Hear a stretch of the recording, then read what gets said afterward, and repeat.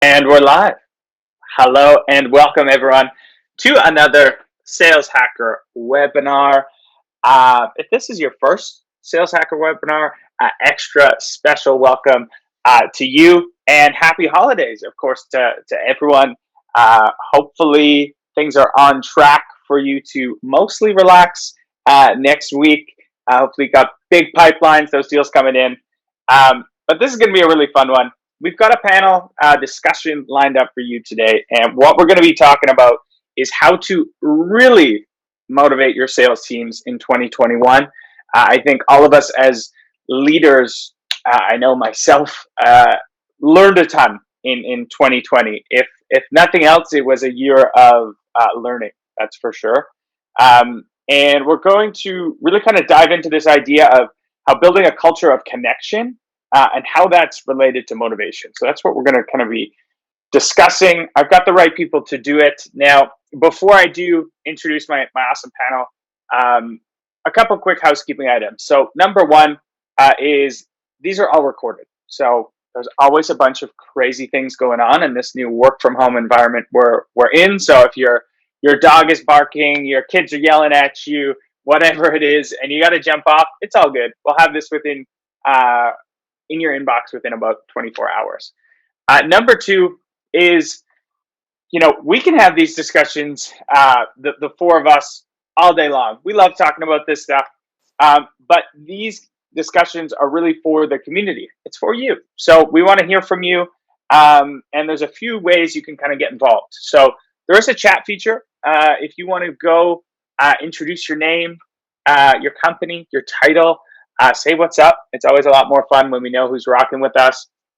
And then number two, if you have a question that you want to ask our incredible guests, please use the Q&A feature. So I'll be kind of managing the Q&A.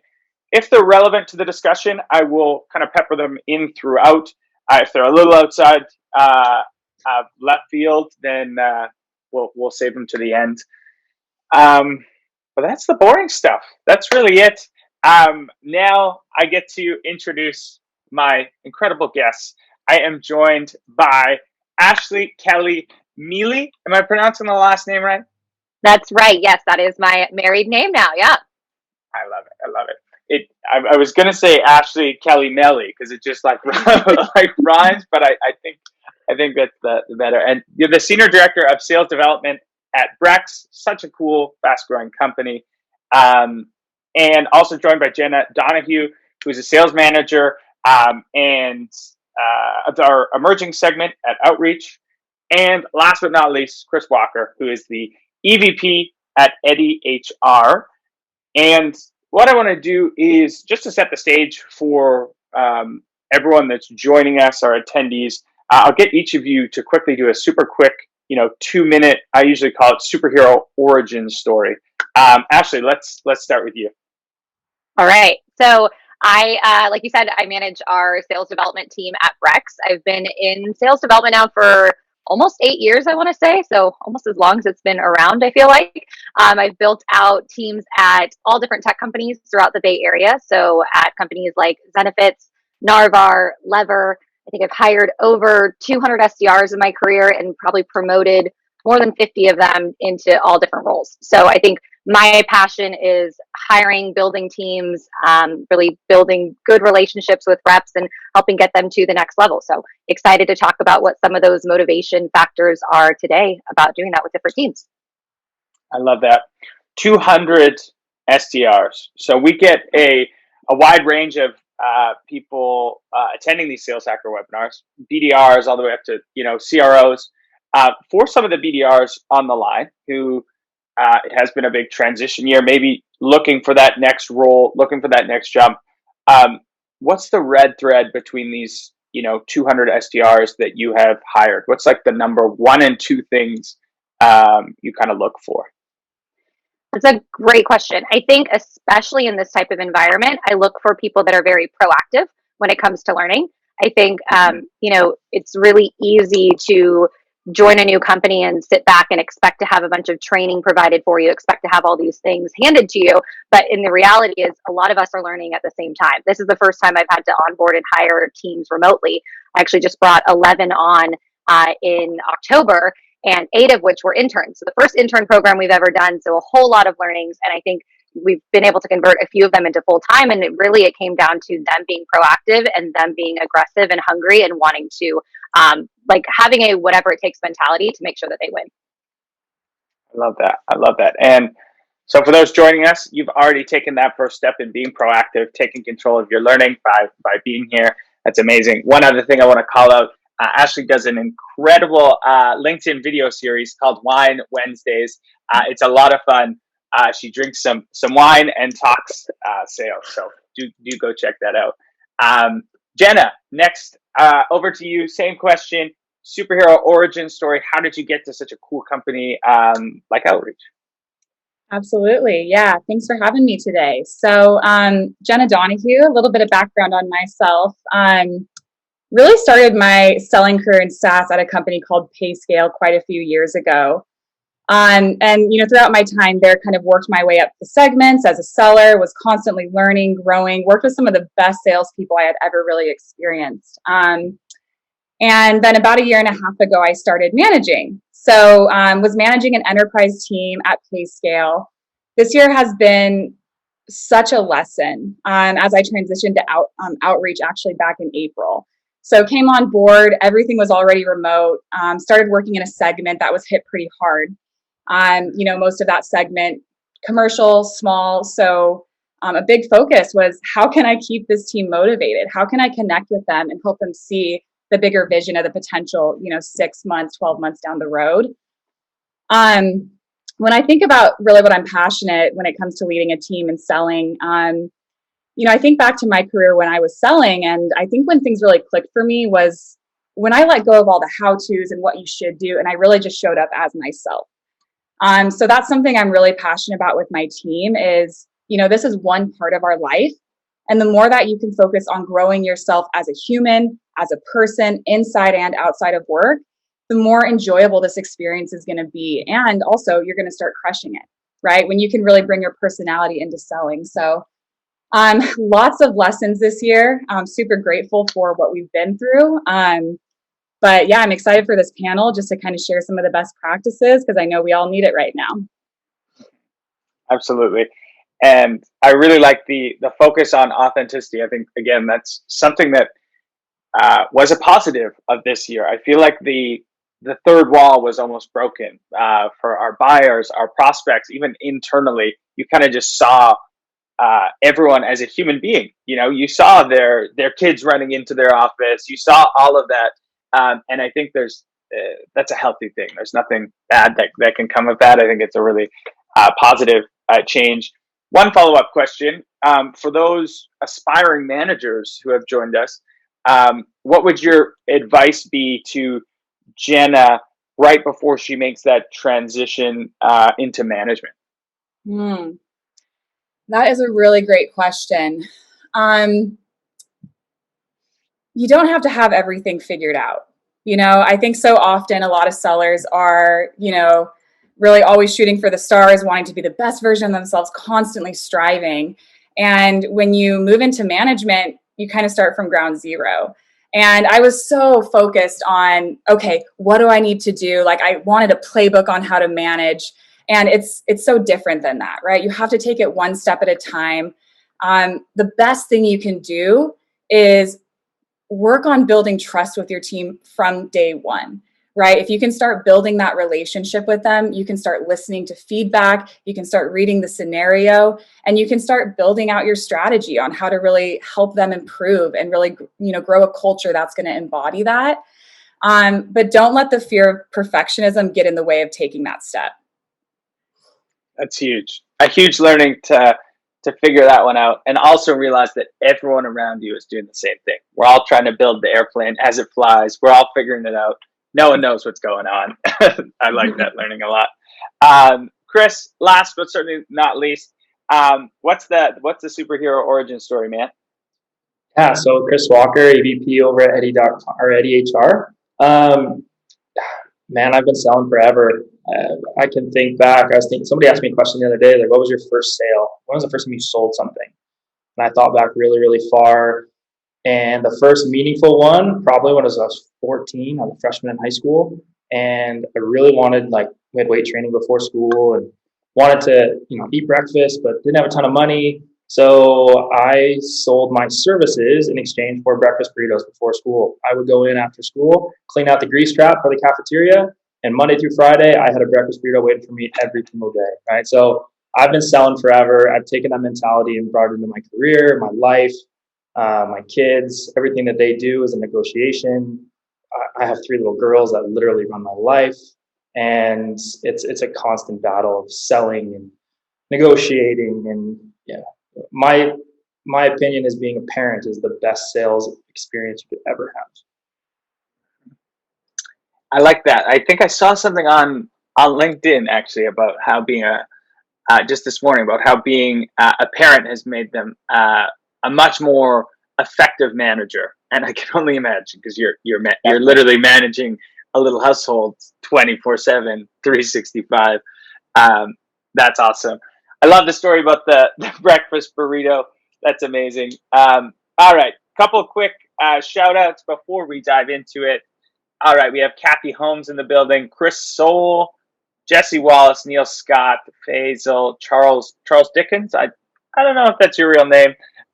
Vicky Gurney. What's up, everyone? Jenny Anderson. I know Jenny. Thanks for hanging out with us. Let's dive into this topic. Okay.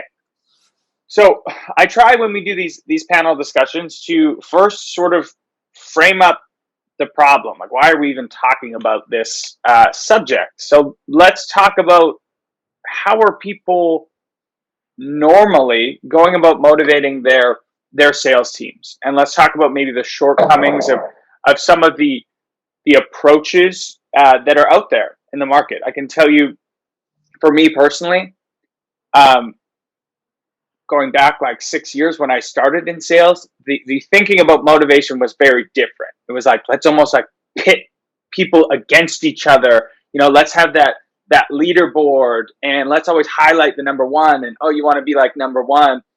Seemingly changing, thank goodness. But Ashley, let's start with you. What is kind of wrong with how a lot of sales teams are motivating today?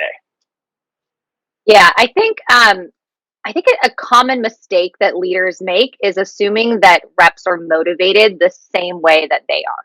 And I think there's the stereotypes of salespeople that we're only motivated by money. I mean, there's still some of us out there. I am still motivated by money, but I think understanding your people and understanding like what does that money represent, and why are they like what is their why? And so I think I manage SDRs. And so it's definitely not the money in the SDR role that people are grinding for 10 hours a day. It's what is that next promotion? What is their career growth? And so I think like really understanding the why for your people, and understanding like the foundation of what gets them to go to work every single day is much more impactful to motivate people versus focusing just on the spiffs and the monetary side of it. And I think that's just a shortcoming. And I think this generation has really pushed us to evolve. And I think we're starting to see teams and leaders start to evolve in that way. Mm-hmm. Yeah, tons of great points in there. I think one thing there I want to underscore is how there's no blanket approach to motivation, and everyone is motivated differently. Some of us are intrinsically motivated. Some need a little bit more push. Some do well with constructive criticism. Some are like criticism when they're in their flow is going to completely throw them off. Lots of good stuff there. Chris, let's go with you. Same question. What are you seeing in kind of shortcomings for motivation out there right now? Yeah, I'm gonna piggyback off Ashley. I think the biggest issue today with sales leaders is, and myself included, is we're conditioned to treat people a certain way when it comes to selling. We're conditioned to say, okay, well, what are your metrics? What are your KPIs? What is this? What is that? Well, a metric, a KPI, that is not a personality.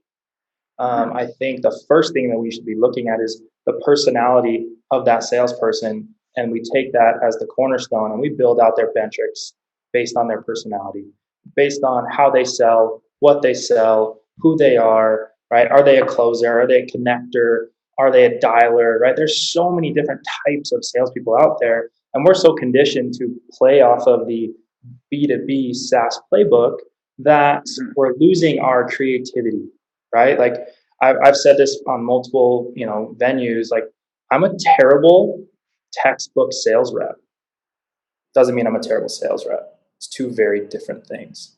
And I've had great leaders. I've had suspect leaders that have come back to me later in my career who said, hey, like, you were right, I'm sorry, which I have more respect for those people than anybody. And so I think we have to start looking at people as people and not KPIs and metrics. The more humanized we can make selling and the more people we can get involved, the better. Yeah.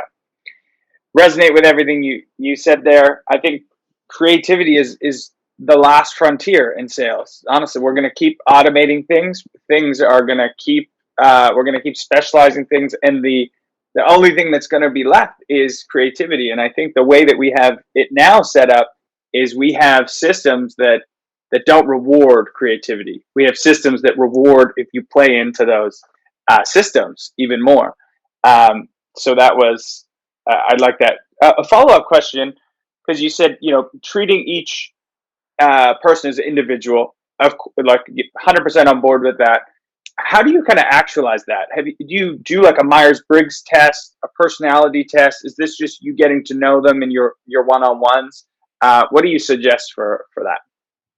Yeah, the biggest thing, right, and I think the biggest problem with sales in general is nobody likes to talk. Right? It's so competitive. You're always, I want to be number one, or I'm going to be number one, or I'm going to close the biggest deal.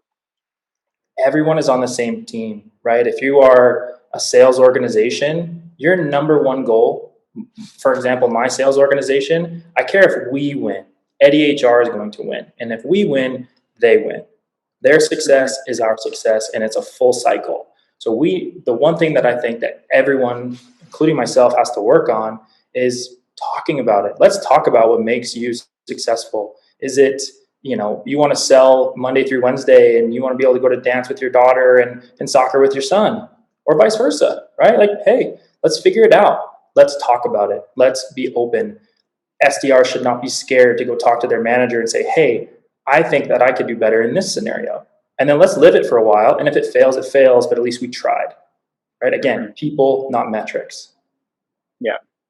I like it. And Jenna, before I go back to you with a similar question, a little switch on it, I do want to let everyone know, I was waiting for everyone to join us.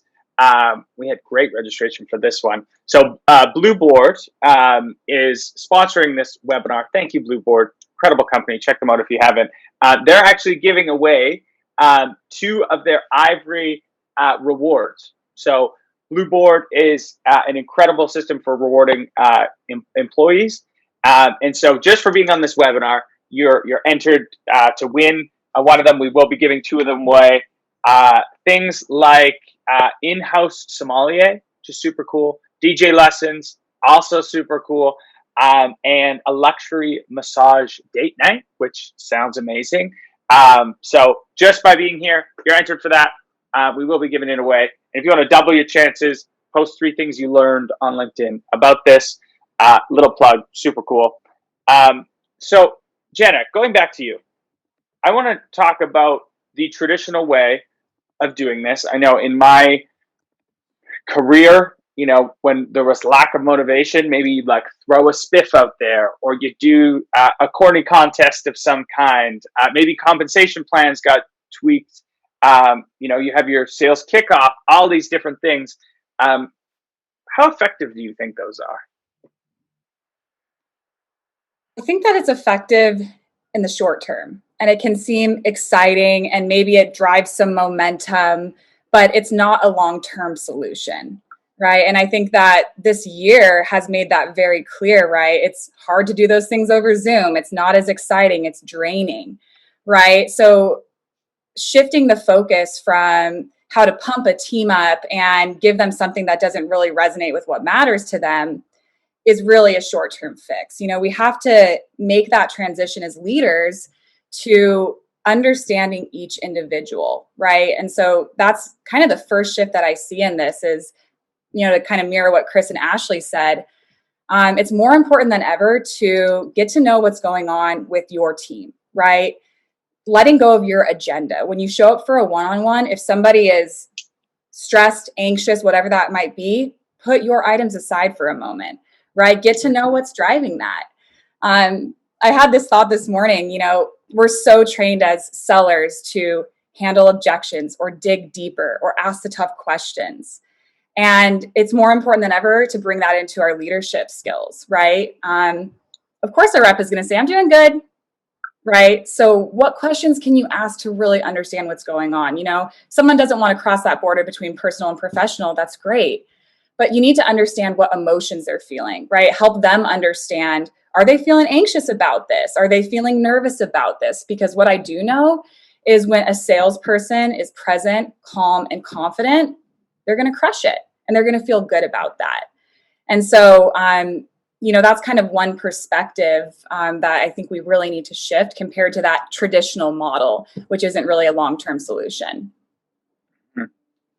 Totally. What you said there reminds me of, I think it's a Shane Parrish quote. It says you have to listen really, really hard so you can hear what's not being said. And as leaders, that's really our job, right? You did the classic, I'm good. It's like, oh, well, your inflection on the end there would say that you're probably not that good. Do you want to talk about that and giving that environment? Another positive. I'm a positive guy. Another positive 2020. I think it's the first time in business settings when we're asking each other, "How are you?" and we wait for the actual answer. People are really like, "Oh no, seriously, like, how are you?" Which is incredible to see. All right, Ashley, let's talk about 2020. Let's look backwards before we kind of look forwards. Let's talk through some of the learnings from this extremely strange year.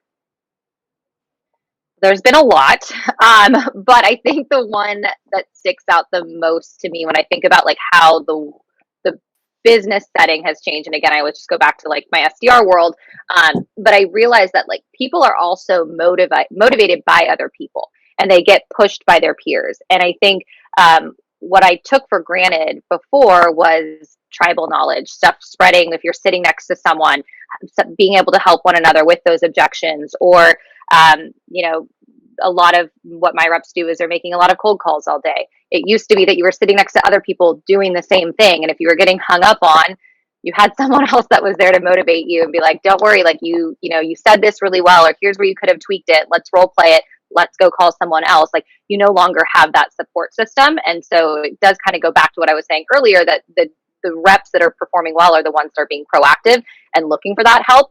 And I think, what leaders need to recognize is some of my reps live at home with their parents. Their parents have absolutely no idea what an SDR role is. They don't understand what our, outbound selling motion is. And so when they're distracted or they don't have that support system, it makes me as a leader have to step up that much more to make sure I'm checking in with them on an individual basis, on a weekly basis, and creating that environment and trying to mimic what was the sales floor more in this virtual world. But it's definitely very challenging. And I think that's one of the biggest learnings is keeping the peer-to-peer mentorship is like imperative.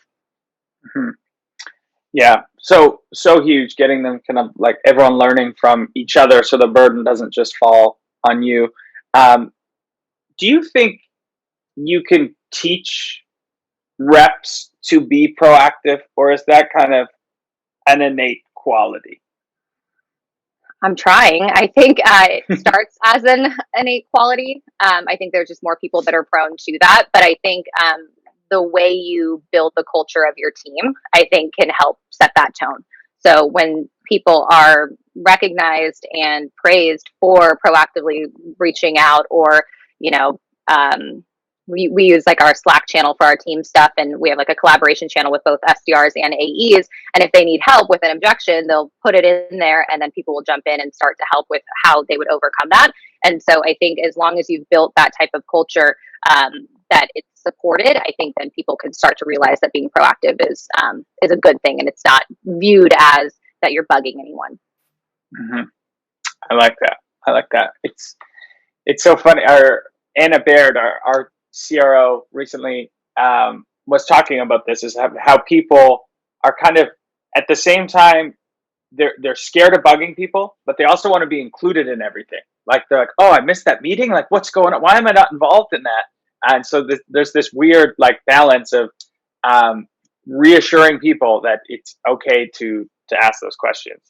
Um, Jenna, same question to you. What did you learn throughout this year, and did you make any changes or tweaks to your process? Yeah, absolutely. I think a lot of it is in line with what Ashley was mentioning. There's nothing like a live sales floor, right? And a lot of reps don't know the value in that until it's taken away. And I don't think I knew the value in it until it was taken away. And so I think part of the biggest shift that I've made is being a lot more intentional with how I create an environment for collaboration. And so when I think about a few examples of that, right, it's great to hear something from your manager or leader. It's really powerful to hear it from your teammate or someone who's, crushing quota. So how can I create the space for my team to share those ideas? And I mean, so for example, in my team meeting the other day, this is really simple, but it adds up, right? Kicking off our 30-minute conversation, I had them journal for like 3 minutes on, what was their biggest lesson from November and what do they want their focus to be from a skill set perspective in December. And then had them go around and share. And it was just so interesting to hear what they're learning. But then also you hear people pause them and, oh, wait, what about that? How are you focusing on getting to the decision maker? What type of talk track are you using? And it just sort of like organically starts spreading these ideas, right? And it was just such a huge lesson for me to kind of take a step back and do that with every interaction with my team. So, all right, guys, like I'm not going to provide instruction on everything. Can we create some sort of like team folder where everybody uploads like their best presentation from the month or an ROI document that they did? And that takes intentionality and planning before your meetings. And it's even more impactful if you can do that from a segment perspective. Mm-hmm. So really leaning into that team component and creating space for collaboration has been huge. That's great. Excellent learnings. Chris, same question. What did you learn from this wild roller coaster of a year? Man, I have a lot to say about this, so I'll keep it short. It's been wild. It has been crazy. I mean, you think selling was hard before. Trying to get into a CEO, a VP of operations, sales, an HR person, it's hard. Job security is a stressful thing. People are worried, like they don't want to take things to the next step because, well, if they bring it to them, well, now there's another cost center and we're already struggling. It's a scary world. As we come out of it, though, I think that there's a lot of lessons that we're learning. Having salespeople that can go out and be independent, right? Like work on your own. I think you found, for me personally as a leader, I now know who my closers are because you know what? They did it on their own. They can't come grab me out of my office and say, hey, can you jump on this call? It's a new world. And I think people are thriving. It was also a really, really great way to see where people are struggling because there was no hidden vanity of the in-office perks and distractions. And it was really like, who are you as a sales rep? Are you an SDR? Maybe you're a CSM. Maybe you're an AE. You can't hide behind anything anymore. It is true value metrics. And so with that, you learn so much about your people and you can truly help them now, right? It's not like, oh, you're not a good SDR, so we're going to get rid of you. It's, you're not a good SDR. I never would have known that if I didn't get out of my little bubble at the office, right? Like, I think it's been really good for leaders in some aspects. Yeah, it's hard, but selling's hard. It's not easy. I don't care how good your product is. Selling's hard. Not everyone can do it. And it's really like, I don't want to say sink or swim, but it is. So Really cool stuff that was learned through this, especially for me personally. I would like to say I'm a never ending search for knowledge because, you know, I'm never satisfied, and that's kind of how our culture is here, right? And so we're always trying to learn, we're always trying to get better, and it's got to be top down. If your leadership team, if you as a leader, if you're a leader on this call, if you can't look yourself in the mirror and figure out how you could have got better through this, you're not going to be able to help your team, right? Mm-hmm. Take a look at yourself first, then go down, because your people will respect you more. As a sales rep, I never respected a leader who couldn't look themselves in the mirror and say, my bad, I'm going to own this. You're my sales rep. I'm going to own this with you. So those are the things that I took from this for sure. Absolutely. Yeah, it's definitely shone a spotlight on the positives and also the negatives of, us personally as leaders, and also our team. You can identify, gaps and weaknesses, definitely a little bit more if you have the right technology and you have the data and the analytics to kind of back up what you're seeing. So I'm hearing this kind of red thread of connection and camaraderie being very, very important. It makes sense that would be something that we need to highlight as we've all gone remote. And it leads to a really great question that I'm going to take from the audience. This is from Vicky Gurney. Vicky, thanks so much for the question. And Chris, I think I'll go back to you on this one. How do you incorporate the other things that a rep may bring to the table other than hitting their numbers when you are rating a rep's success? Maybe they didn't quite hit their number, but they're coaching their peers. They're involved in non-company learning, let's say sales micro communities or presentations like this as examples. How do you take that into account as an overall success metric when you're defining what good looks like? Yeah, that's an awesome question. So personally, I actually take that into account over their normal KPIs and metrics. If you are coaching 5 sales reps to be better and hit their numbers and you don't hit yours, your value to me is now 4x, 5x, because there's 5 people who are succeeding because of your help. And if you don't hit your numbers, well, that's okay. They did. And that shows me that maybe you're not the best sales rep, but you're a great leader. So that, for me, that's a huge one. The other things, the connectors. I'll share a quick story here. This is Eddie HR. We had a sales rep that didn't work out. Just wasn't a good fit, didn't work out. Since his departure, he has actually brought more value to Eddie HR as a partner and a networker than he could have ever brought as a sales rep. And he's now at another company crushing it because he's a better fit there. He's bringing in things here. He has multiple streams of revenue for him and his family. He's in such a better place because of what he's doing now. So for me at Eddie HR as the EVP of revenue, he's now 10 times more valuable to me where he is, and he doesn't even work for us. And so you have to look at these things and what is the indirect value over the vanity of, well, did they hit their number, right? Because as a leader, you're tied to a single number, and then you divvy that out to your team, and that's the playbook, right? Well, at the end of the day, if the number's being hit, you got to trace it back to where it came from, right? Ancestry.com is a big thing here because you want to know where you came from, right? You want to know your ancestry. And sales is the same way. What's your sales ancestry? Where did that sale actually come from? Knowing the value of it, and then taking that and replicating it. And now you have normal sales KPIs that you have coming in.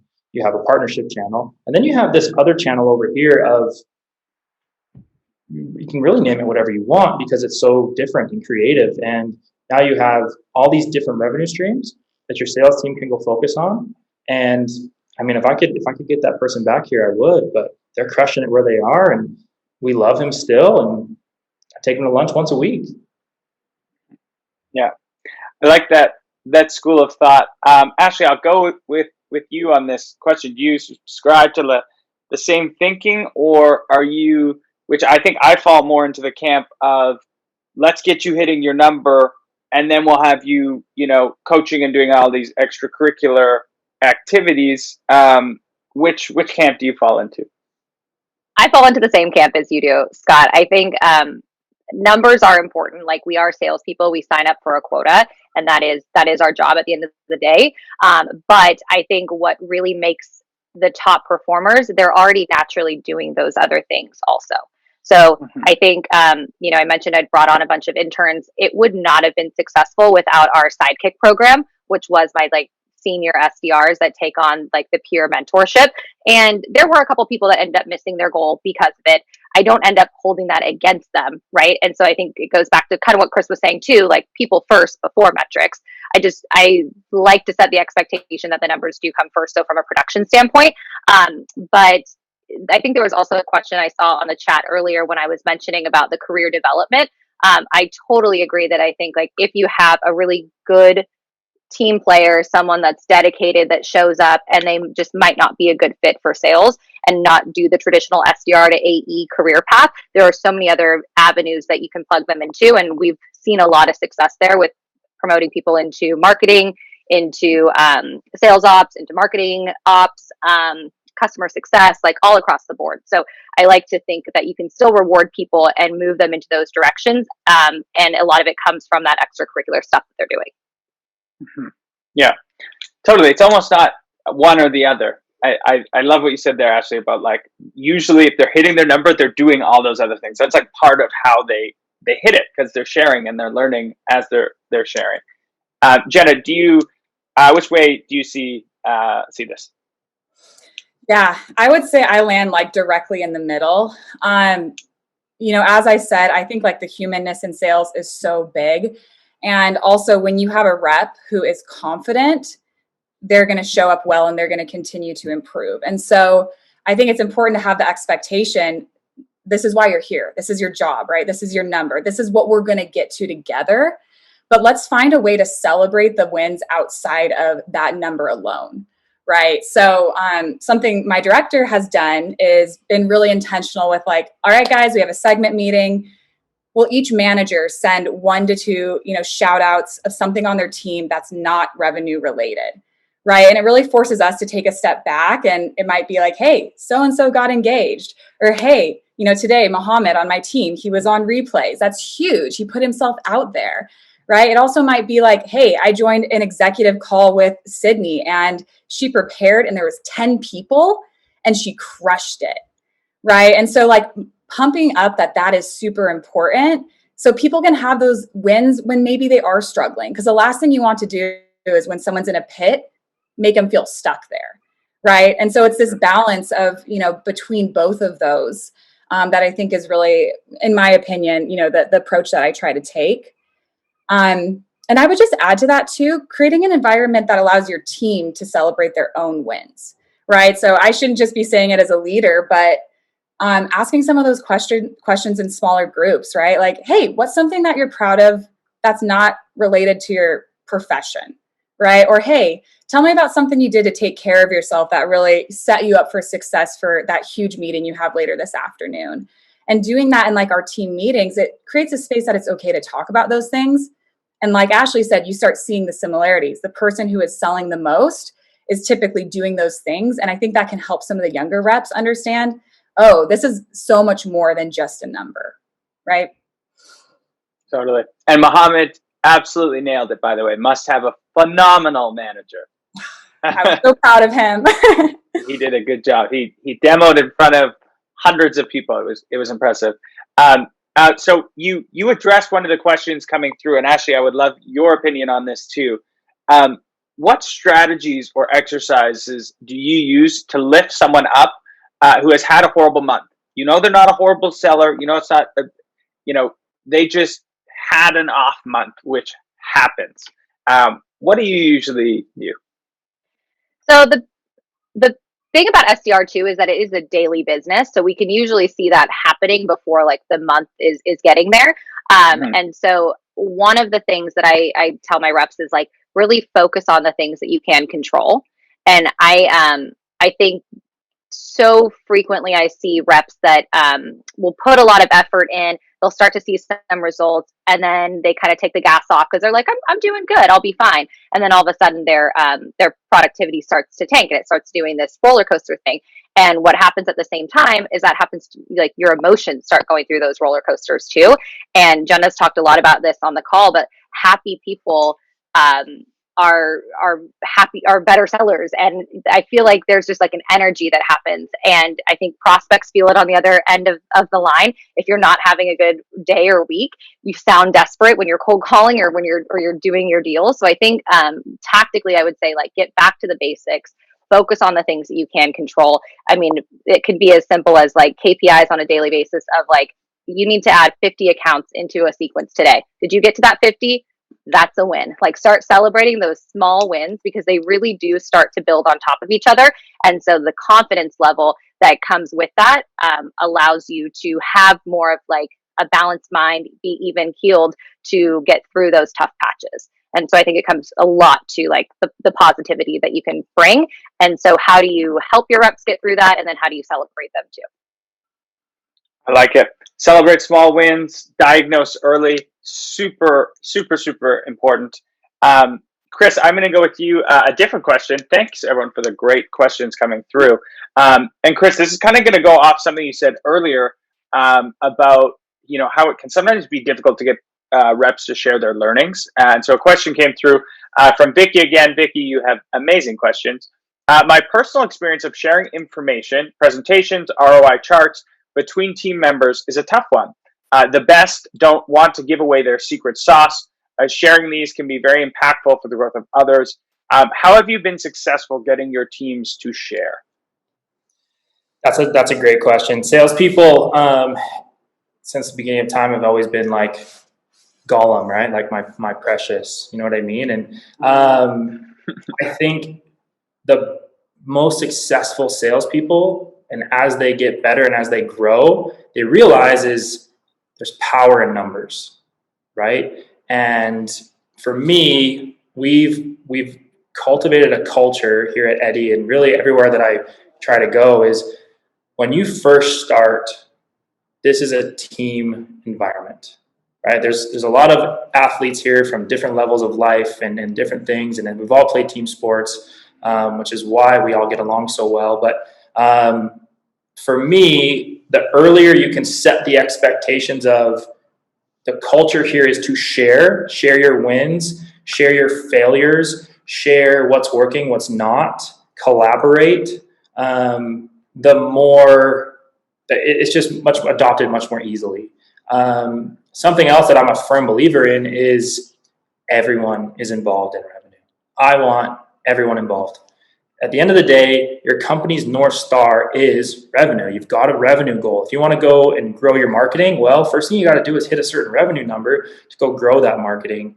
And something that every salesperson will attest to is we're isolated. We're either everyone is mad at sales because they get all the attention, or sales is mad at marketing. Sales is mad at the dev team because they're not making what they're selling. Nobody's talking. I mean, we could go on and on for the different stereotypes of why sales, marketing, dev, product, customer service have their little riffs, right? But if you have everyone incentivized towards that same goal, everyone is going to share, right? Here at Eddie, I'll give you an example. Here at Eddie, we have Mindy's Cafe on site. Mindy is the sweetest person on the planet. She is a chef. She cooks us lunch every day. I bring in clients to bring a lunch in. Like, in my mind, if I bring a client in and they eat Mindy's lunch and they're in a good mood because, one, it's delicious, two, she makes the best desserts and it makes everybody happy, and I close a deal, you know what? She closed that deal. She's going to get something for that, whether it's a bonus or maybe a cool blue board experience or something, just like a really cool way to say, hey, you were involved and we're sharing. If you can do that, it makes it super easy for salespeople to share with each other, because we're sharing with everyone else. Marketing, sales, product, everyone's involved. Get everyone involved. Stop isolating yourself. And that is the best way that I've personally found to get that done. Yeah. Fostering that culture of collaboration is so incredibly important. Vicky, it hurts my heart to hear that people have that mentality that they want to keep it to themselves. If I've learned anything through my personal career and the teams I've been a part of, the ones that are lifting each other up, sharing, hey, I just said this snippet on a call and like they reacted this way. That's what you have to be celebrating. Even more than the wins and the closed deals is those people that are sharing all that information. It's so incredibly important. Death to the golems in sales. I don't think they will last too much longer. But okay, so let's look at 2021. So we've done a great job kind of diagnosing this, looking at a few different angles. Let's get very specific now. What methods are each of you going to use to keep collaboration? So, we said camaraderie, collaboration is key. How are you going to keep that going into 2021 and keep that morale high? Who knows what's going to happen? I think a lot of people are looking at 2021 going, it's magically going to get better and like overnight, and it's probably not. So what are some strategies that you all are looking at? And Jenna, I'll start with you. Yeah, absolutely. So kind of the two ideas that come to mind for me, the first is really along that line of collaboration, right? So I think that's one of the most critical things for a well-functioning sales team if you want the team to succeed, right? So a couple of things that I've found really helpful in that arena is, first and foremost, they need to want to collaborate. They want to connect, right? And so something we did back in August with my team is we got together and kind of ran through this hour-and-a-half process of creating our team's mission statement together, creating our team values together. Like we have that as a segment, but what do we want as a team, right? And yeah, it felt a little bit awkward, a little bit weird at first, but then people started getting into it. And immediately I felt like there was a shift in the connection, right? And that opens up such a door for like, hey, we say that self-growth is one of our, foundational pieces here. How are you focusing on that this week, right? And also having your team share wins of others. So I'll be like, okay, can we go around and call out someone else on the team that you feel like has really leaned into collaboration? Because what happens when people start building relationships, right? You hear a compliment from someone, you automatically become more connected. If your whole team is feeling that way, all of a sudden you're leveling up and you want others to succeed, right? Mm-hmm. So that's been a really powerful lesson that I want to lean into. It's not easy. You have to be very intentional with how you do it. But once you start doing it, it continues itself. So that's really powerful. The other thing that I think is going to be really critical that it's pretty impressive that Outreach is leaning into right now is the idea of mental health in sales. I think we've all taken a huge hit this year. We had a really great presenter who's coming in and speaking to our whole sales team, Jeff Mills. And just listening to some of the statistics, I've always been passionate about this, but to see why it's so important to a sales team was huge, right? Like 1 out of 5 people in society deal with anxiety or depression. I think it's closer to 40% of people in sales, right? Mm-hmm. And when we see there's an issue with our team, we automatically say, okay, what skills can I go fix? Now that is important. Of course, skills are foundational, right? But half of the puzzle is the person's mental state, right? And we don't know what they're dealing with at home. We don't know what's going on, what their perspective is, what's going on with the world. And so what if we brought some trainings in about how to better control your mental state, right? There's simple techniques with like meditation, breathing, even things that can help you see like growth potential, right? Helping someone get out of that moment when they're stuck and spiraling and help them see, this is just one thing. I'm going to move on. It builds resilience, right? And if we can create a culture that respects that and respects when people maybe need to take a day off because they're so overwhelmed, but gives them the tools to deal with that, that's when you're going to have a bunch of A+ sellers that are also happy and thriving. So I'm excited to lean into that more and see what comes from it. I'm glad you brought that up. It's such a huge part of it, right? Like if I look at myself personally, if I didn't exercise and do all those right things, it's so much harder for me to get through my day. And sometimes these issues that we're trying to diagnose aren't issues in their role. Like these are issues with mental health, other things that are going on. That's why I got to call out Blueboard again, because some of their incentives drive this behavior home. They have like President's Club where you can win like a Peloton, and all these things that reinforce really good behavior that's going to help your mental health get better. And then of course they do luxury travel packages so people can have breaks and all this interesting stuff. Ashley, same question. What are you going to be doing next year with your team to keep collaboration and morale high? Yeah, so I think and Jenna, that was like amazing. I feel like I'm following something that was great, and hopefully I can live up to it here. But I think focusing a lot on team bonding and team morale. So we do something similar every week in our team meetings. We highlight someone who has contributed to our culture of winning and constantly improving. And so it doesn't have to be that they, set the most meetings or brought in the most revenue. It could be, hey, they worked, and tweaked this sequence so that has a better open rate or a better reply rate. And now that's going to be shared across the team. So I think like continuing to focus on it daily and weekly and highlight it and recognize people is something that we will continue to do. We are a scrappy startup, strapped for budget like a lot of people. So a lot of our competitions and spiffs that we do are not monetary focused.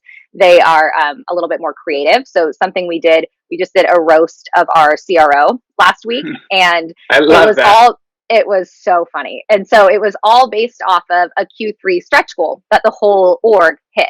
So you have all these different teams pushing each other, helping each other get there, and then that was his punishment. And so I think, the feedback we got from the reps is they said that was the best event we've ever done as a team. And it was virtual over Zoom. So it's like, it's still possible to have fun and do these things. It requires a little bit of creativity. And then I think one other piece, because I think that culture and values are so important for a team, but I don't think they can be just like placed on a team. You actually have to have the buy-in from your people. And so Jenna kind of mentioned this as far as like going around and having people kind of create what that is. An exercise that I like to do with my team that we will be doing at the beginning of the year to set the tone for 2021 is coming up with like what our team mission statement is as well. So the way I frame it is I ask them, how do you think our team is perceived? How do you want our team to be perceived? And then how are we going to get there? So as new employees green in their career as SDRs, I think they feel like they're, terrible to say this, but a lot of times they feel like they're undervalued because they're an entry level role, when really like they're bringing in a lot of our highest revenue. So empowering them to feel that way and know that, and setting their own goals of how they want to be perceived allows me to then coach and manage to it and hold them accountable. Like, hey, you said you wanted to be known as like the hardest working team or the team that always hits 110% to goal month over month. Like, how are we going to get there? So it gives them their own North Star, and then we kind of work backwards from there. That is amazing. What can you say those 3 questions again? I think that was those pure gold that is very actionable for leaders to go and do with their team. Yes. So it's, how do you think you're perceived? How do you want to be perceived? And then what are the goals to get there? And back in the old days when we were in the office, I would do it with the team on a whiteboard, and we would just whiteboard it out, and then we would like circle 3 things, and it was like, all right, these are our values, our goals, whatever you are able to take away with it for your team. That's great. Chris, over to you with some things you're going to be looking to introduce or double down on in 2021.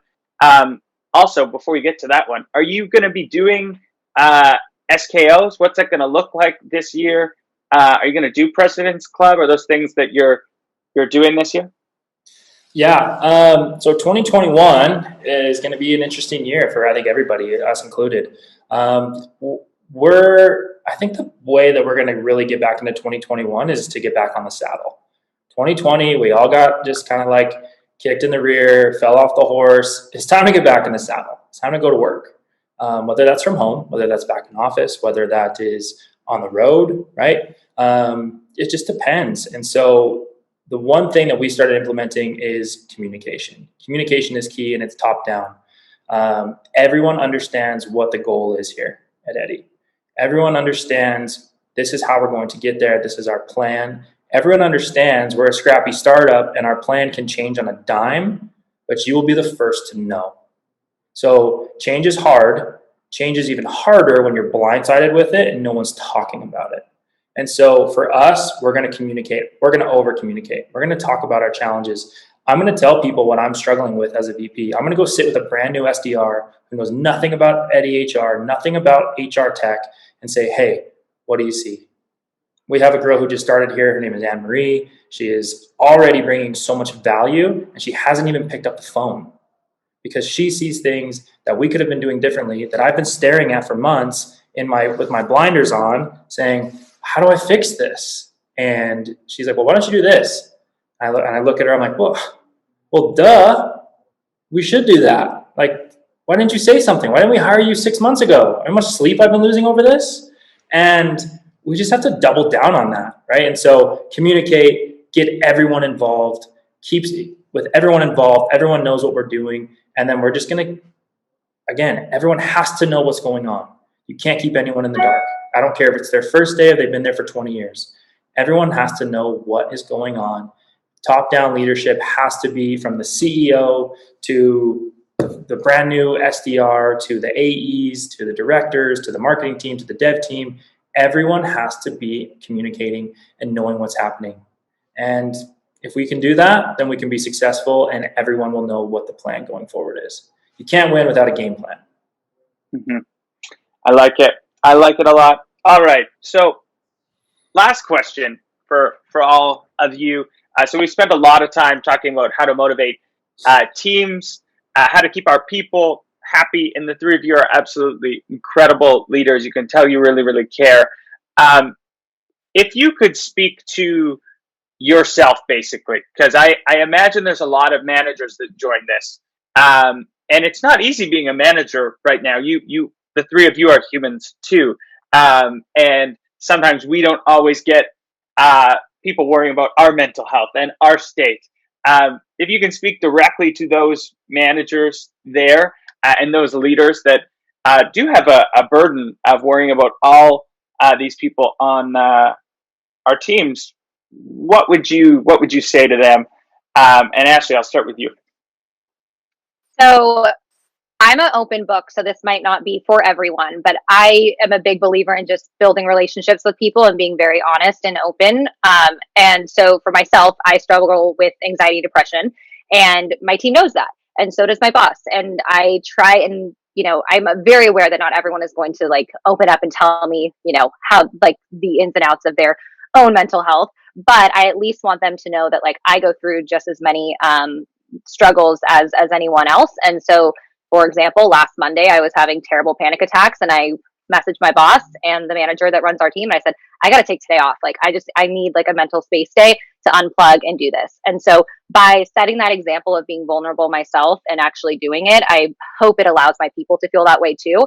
And so that I think would be my biggest advice is just be honest with your people on how you're feeling at times too. That's amazing. And such a powerful example of leadership. Putting yourself out there, it gives people the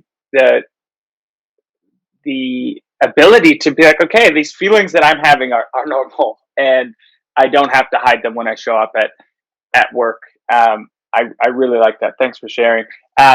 Jenna, same question to you. Yeah, and Ashley, I really appreciate you sharing that because I think a lot of people deal with that, including myself. And when I really think about like the lesson from this year and what I want to take from it, especially as a leader, you can't give from a half empty cup. If you want to be able to give and provide and have energy, your cup needs to be overflowing.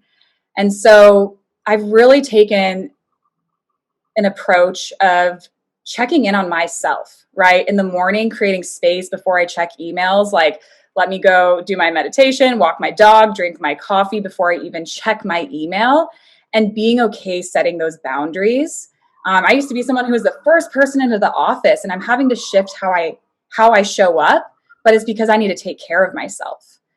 And then the second piece is that idea of really being vulnerable and being your true self. So I think some of the best moments in my career, especially this year, was the moments when I probably showed up a little bit anxious to a one-on-one. I had a lot going on, and I was able to tell the person on my team or my direct manager or my VP what I was dealing with right there and then. And automatically it creates a sense of connection and helps them see where you're coming from. It creates, a culture of reality and not what we want to show up or how we want to appear as. And so those two things, being intentional with creating space for yourself, taking care of yourself first, and then not being afraid to be authentic and vulnerable in front of, your peers, those on your team, or anybody that's above you. Huge, huge. Thank you for sharing it. Reminds me of the quote, what is it? Check in with yourself before you check in with the world. And I try and do that every time I wake up. I'm like, no, don't reach for that inbox. It can wait. That's awesome. Chris, bring us home, my man. What would you speak directly to the managers out there?